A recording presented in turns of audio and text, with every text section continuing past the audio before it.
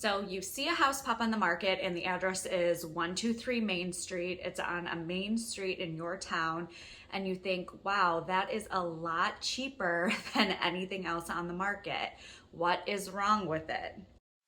Hey guys, my name is Christy Gorski. I'm a local realtor and mom, and I'm here to tell you everything you need to know about buying a home in the Chicago suburbs. So let's get to it. So you see a house pop on the market and the address is 123 Main Street. It's on a main street in your town. And you think, wow, that is a lot cheaper than anything else on the market. What is wrong with it? Well, the address has pretty much everything to do with why the house is so much cheaper than the exact same home on another street 1 block away. What should you consider when looking at a house on a busy street? Number one, traffic, obviously. Something that people don't like about a busy street is that cars are constantly going back and forth pretty much any time of the day, all day long. It's not just about the noise. That's part of it, but it's also pulling in and out of your driveway. And then think about parking. So my driveway holds, I don't know, about 3 extra cars in addition to what we can put in the garage. So that's really it for all you can have for guests. So when you're throwing your kids' birthday parties, a holiday dinner, you're really limited to just what people can park on your driveway. And by the way, guests don't really like parking on your driveway if you're on a busy street because they're not used to pulling out like you are. Number two, and this is a little more emotional, is that you really do miss out on that neighborhood camaraderie when you're on the busy street. You're usually at the end of a neighborhood, like the edge of a neighborhood, or you're not in a neighborhood at all. Maybe you go through a downtown or like a commercial district. What that means is you're missing out on the block parties, you're missing out on those neighborhood garage sales.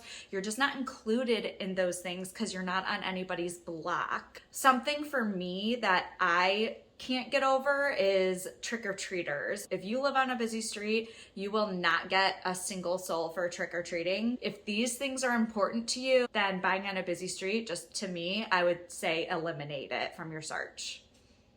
Would my family ever buy a house on a busy street? No, that would be a big no-no because I consider that a fatal flaw of a house. And what I consider a fatal flaw is something that cannot be overcome. It shrinks the buyer pool, and you have to remember that as a real estate professional, what I consider most important is resale value. So because the resale value is less with houses on a busy street, that would just be a no for me. That doesn't mean it has to be a no for you though. You may have reasons for wanting to buy a house on a busy street. The number one reason is if you don't care about resale value. And I'm not saying you have to care about resale value. It may not be important to you. Resale value may not mean anything to you if you're gonna live in the home until you die.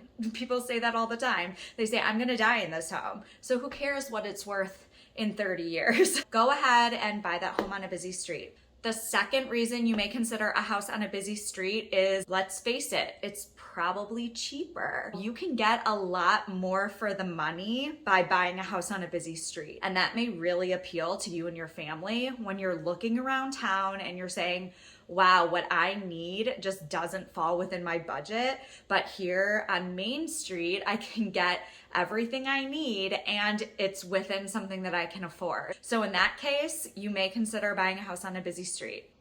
My name is Christy Gorski, Chicagoland Realtor. Thanks for watching. I have more buyer content coming your way.